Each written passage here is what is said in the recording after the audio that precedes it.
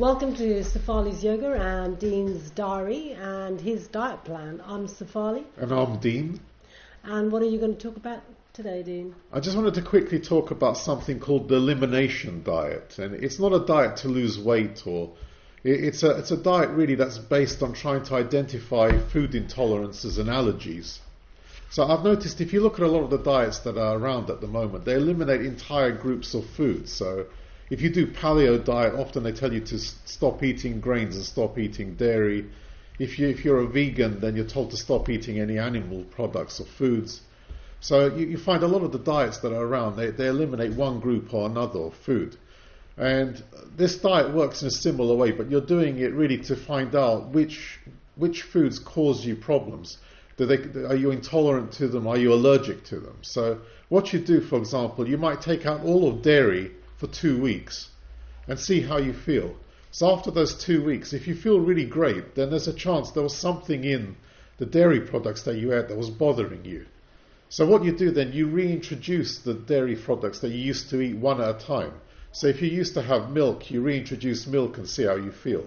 If you're fine, then you might reintroduce cheese and see how you feel, until you find out what it was that was causing you problems.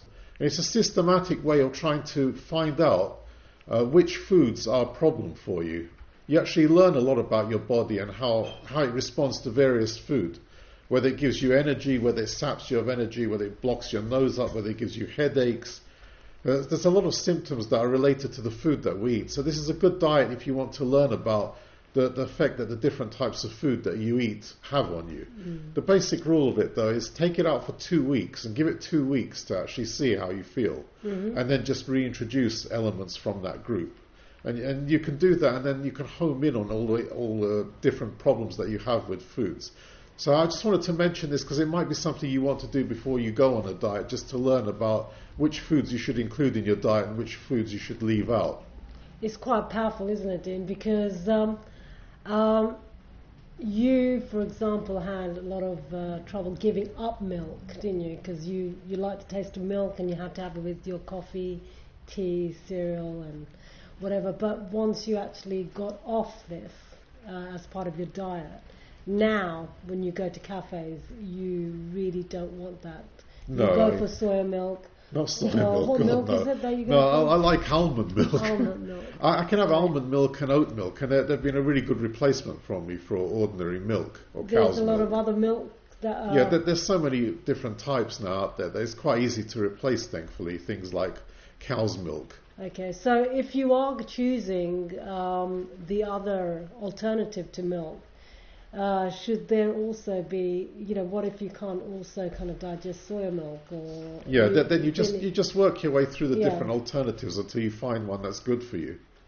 But this is just a systematic way of doing that.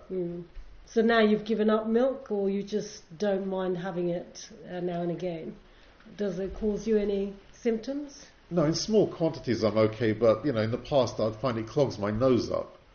And then you end up having a situation where, especially with sleep, your nose is all clogged up. You just lie there on your back snoring, which isn't too great. Okay. So elimination diet, once you've taken it out, if you have the same, food, but in small amounts, then it may not, as a treat, cause you the same sort of issues that could have potentially have done before. That's another thing to experiment with to see if that works out for you, or whether it's just even in a small dose of it's enough to cause you some fairly severe symptoms. Because I didn't realise that when I had polyps in my nose, I continuously like to have a lot of milk and yogurt and but my polyp would just inflame, and once I gave up that milk, and obviously it helped with my, the nose being bunged up. Yeah, good. I think that covers that. Hopefully you found that video useful. If you did, please like and subscribe, and we'll see you in the next video. Bye. Namaste.